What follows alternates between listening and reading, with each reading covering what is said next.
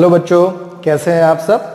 आज हम देखेंगे relation between internal resistance that is small R, EMF epsilon and terminal potential difference of a cell that is V. Clear. चलिए इनके relations को हम देखते हैं। आप देख सकते हैं यहां पर आपको एक सर्किट बताई है। इस सर्किट में ये जो है ये एक सेल है। This cell is connected with external resistance R. आप देख सकते हैं ये सेल के पास जो ईएमएफ है वो कितना है, एप्सिलॉन जितना, और इसका इंटरनल रेजिस्टेंस कितना है, स्मॉल आर। राइट। चलिए थ्योरी में आगे बढ़ते हैं, हम लिखते जाते हैं। Consider a cell with EMF epsilon and internal resistance small r is connected with external resistance or resistor, external resistor R. Clear? Drawing electric current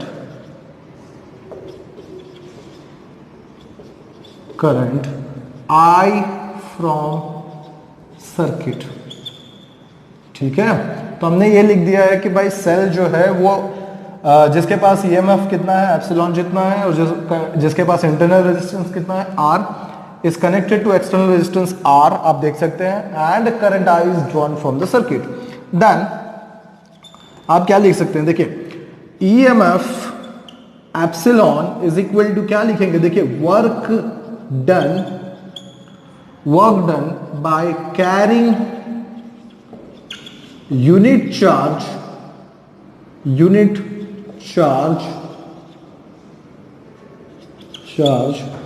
from A to B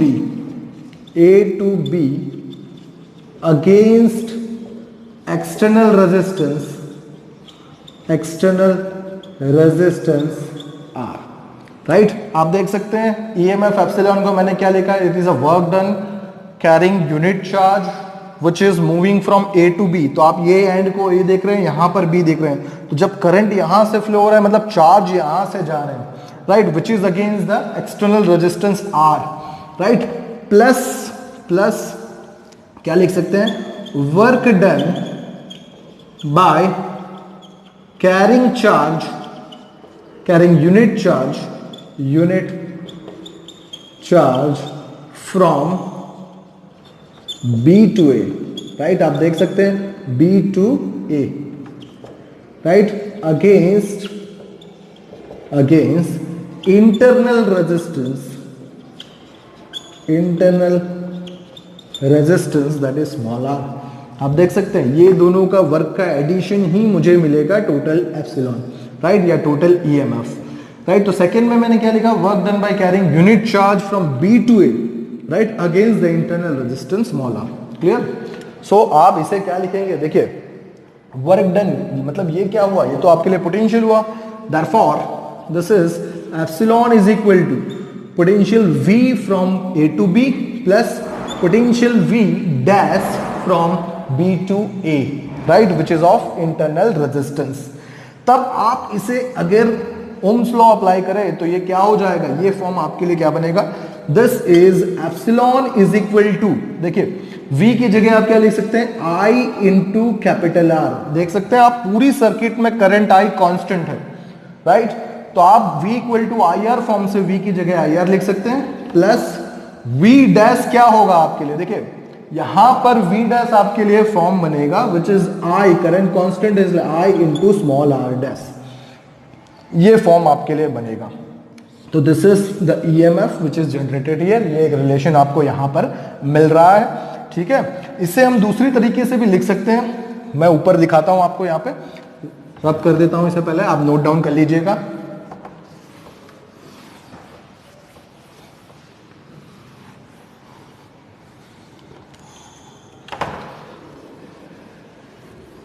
ठीक है, ओके। चलिए तो आप यहां पर देख रहे हैं ये फॉर्म हमने लिख रखा था, ठीक है। अब इस फॉर्म को हम ऐसे भी लिख सकते हैं, that is epsilon is equal to this is V plus this is I into small are, right. ये फॉर्म भी हम लिख सकते हैं। अब इस फॉर्म को हम अलग अलग तरीके से रिप्रेजेंट करते हैं। देखिए आप यहां पर इस इक्वेशन को कैसे लिख सकते हैं, एप्सिलॉन इज इक्वल टू, यहां पर दोनों में क्या कॉमन है, आई कॉमन है, आई कॉमन कर दिया which is capital R plus small r dash, मतलब करंट आई क्या होगा, it is epsilon by small r plus capital R, right. Small capital R plus small r होगा। तो आप यहां पर इस इक्वेशन में देख सकते हैं, अगर आपको करंट ड्रॉन फ्रॉम सेल निकालना है तो वो क्या होगा, EMF by total resistance of the circuit होगा।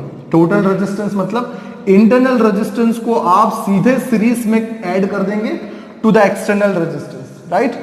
तो ये होगा आपके लिए करंट का इक्वेशन। इसी तरह आप यहां पर इंटरनल रेजिस्टेंस अगर निकालना चाहते हैं तो आप क्या कर सकते हैं, epsilon minus V is equal to I R, ये फॉर्म हो जाएगा आपके लिए। तो इंटरनल रेजिस्टेंस क्या निकला, it is small r is equal to epsilon minus V by I, मतलब ये आपके लिए इंटरनल रेजिस्टेंस के लिए इक्वेशन हो गया। देखिए यहां पर क्या, difference of EMF minus potential difference by current I from the circuit, तो ये आपके लिए एक दूसरा फॉर्म हुआ, ठीक है। तो यहां पर हमें क्या मिला, रिलेशन हमने सारे निकाल लिए, इंटरनल रेजिस्टेंस, करंट के और ईएमएफ के, पोटेंशियल डिफरेंस के सारे, ठीक है। चलिए अब हम देखेंगे स्पेशल केसेस को।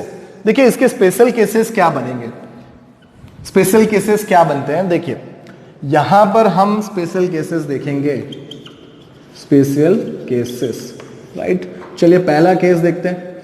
पहले केस में हम यह प्रपोज करते हैं, circuit is open, so it is when circuit is open, right, that is current I equal to current I equal to क्या होगा, 0। अगर सर्किट ओपन होगी मतलब cell is not connected to external resistance होगा, तब कोई भी करंट सेल में से नहीं निकलेगा, मतलब करंट I इक्वल टू क्या हो जाएगा, 0 हो जाएगा।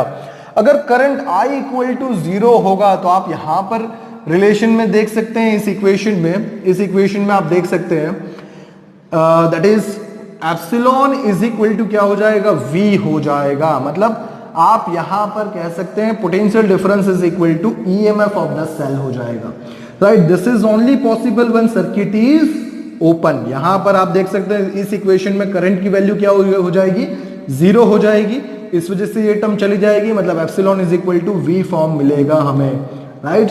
तो ये हुआ हमारे लिए फर्स्ट केस। सेकेंड केस देखते हैं।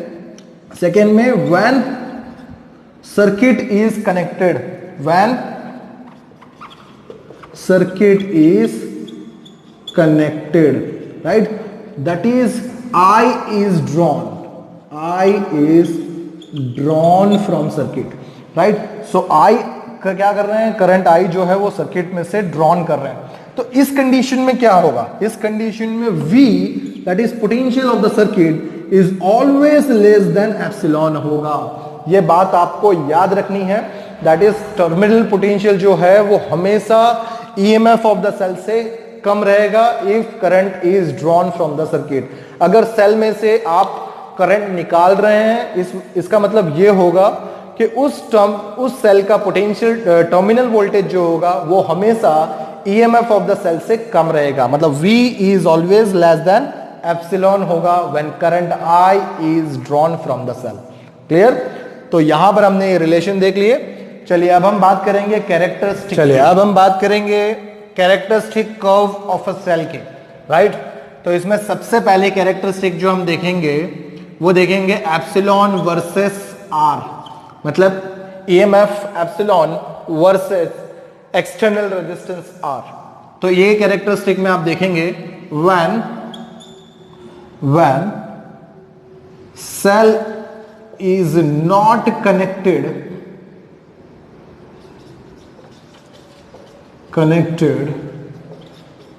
to the external resistance R of a cell, to the external resistance R then no current is drawn from the cell. That is epsilon EMF epsilon is equal to potential difference V, ये होगा. So हम simply क्या कह सकते हैं, EMF epsilon is independent from the value of external resistance R, right? So their graph is a straight line graph, right? क्या कैसा graph मिलेगा, स्ट्रेट लाइन ग्राफ मिलेगा. देखिए कैसे, अगर मैं ग्राफ प्लॉट करूं इन दोनों के बीच में, राइट? सो y एक्सिस में हमारे पास एप्सिलॉन है, फिर x एक्सिस में मैंने रेजिस्टेंस ले लिया है, राइट? ये हमारे लिए स्टार्टिंग पॉइंट है. अब आप देखेंगे कि epsilon is independent from the external resistance r, right? तो रेजिस्टेंस कितना भी बढ़ेगा एप्सिलॉन में कोई चेंज नहीं आएगा. तो इस हिसाब से हमें ये स्ट्रेट लाइन कर्व यहां पर देखने को मिलेगा, right? Because it is independent from the r. तो ये हुआ पहली कैरेक्टरिस्टिक कर्व, राइट? चलिए देखते हैं दूसरी कैरेक्टरिस्टिक कर्व को. हम यहां पर दूसरी कैरेक्टरिस्टिक कर्व जो है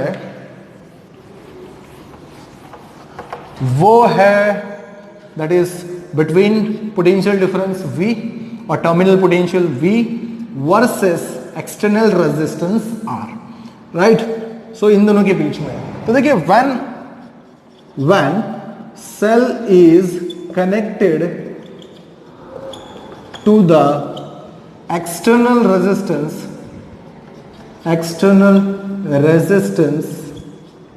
R, then current I is drawn from it.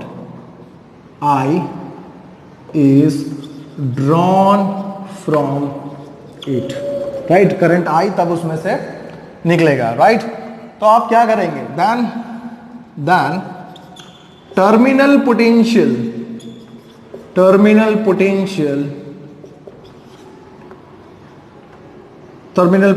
is V is equal to IR होगा. तब आप देखेंगे V is equal to क्या होगा, IR होगा. तब यहां पर आप I की वैल्यू क्या सब्सटीट्यूट कर सकते हैं. I आपने ऑलरेडी देख रखा है, this is epsilon bye capital R plus small r, right? Into R, ये I की वैल्यू है इंटरनल रेजिस्टेंस में, राइट? चलिए अब इसे आगे हम सॉल्व करें तो क्या होगा. अगर मैं इस टर्म में इस I को नीचे ले लूं तो दिस इज R को नीचे ले लूं तो क्या होगा, epsilon by 1 plus small r by capital R होगा, which is V equal to, ये फॉर्म हमें यहां पर मिलेगा.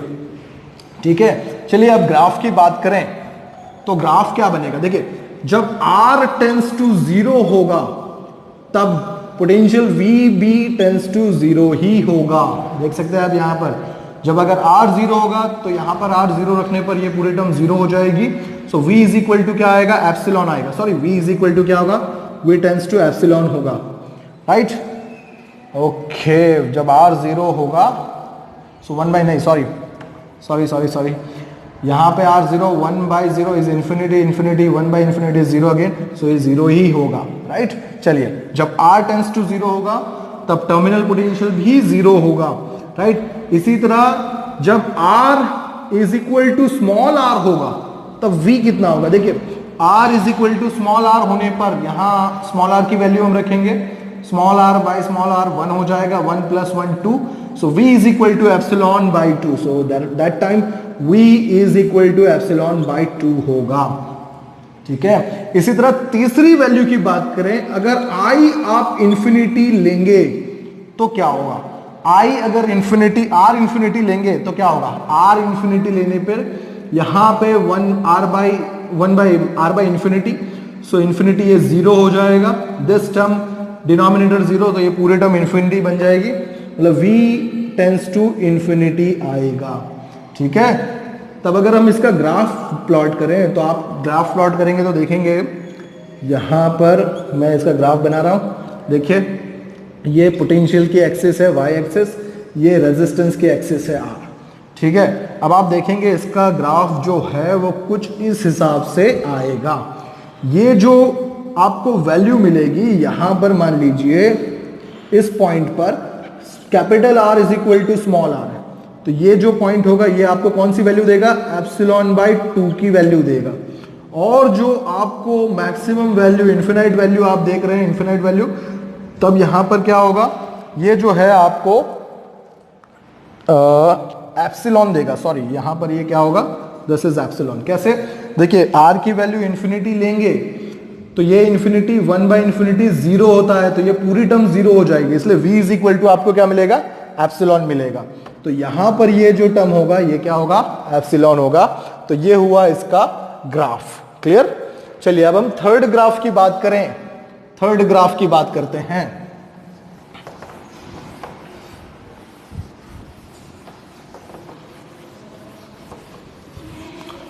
विच is v versus i graph. Right, ये जो ग्राफ है v वर्सेस i का ग्राफ है। थर्ड ग्राफ ले लें आप, विच is v versus i graph.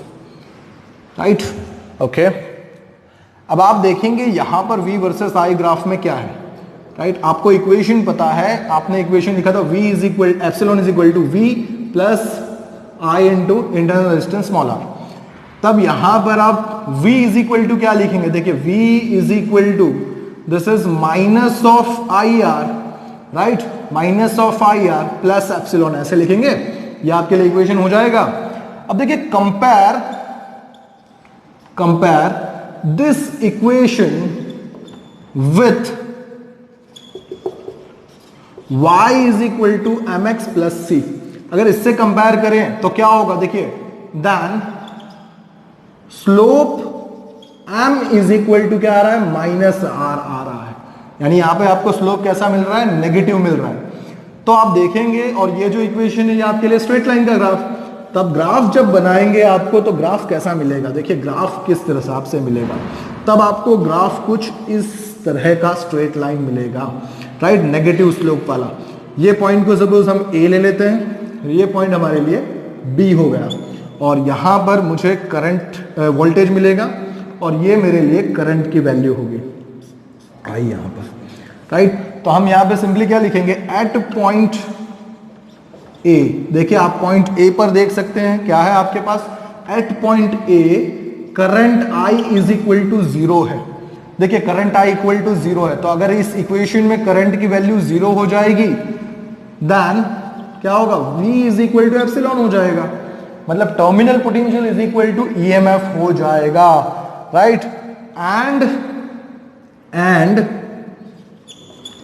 Line intercepted at y axis at point A. Clear. तो ये कंक्लूजन हमारे ए पॉइंट के लिए निकला। इसी तरह हम बी के लिए लिखेंगे तो क्या लिखेंगे, एट पॉइंट बी। देखिए बी पॉइंट में क्या है, वोल्टेज 0 है।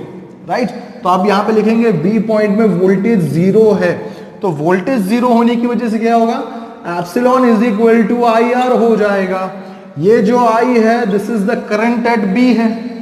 ठीक है, तब आप क्या कहेंगे, देख सकते हैं, इट हैव नेगेटिव स्लोप। देखिए कैसे नेगेटिव स्लोप मिल रहा है, R is equal to, this is epsilon by I B. Right, इस इक्वेशन से आप इसे लिख सकते हैं, R is equal to internal epsilon by I B. Clear. तो ये हुई characteristic curve of a cell. Thank you.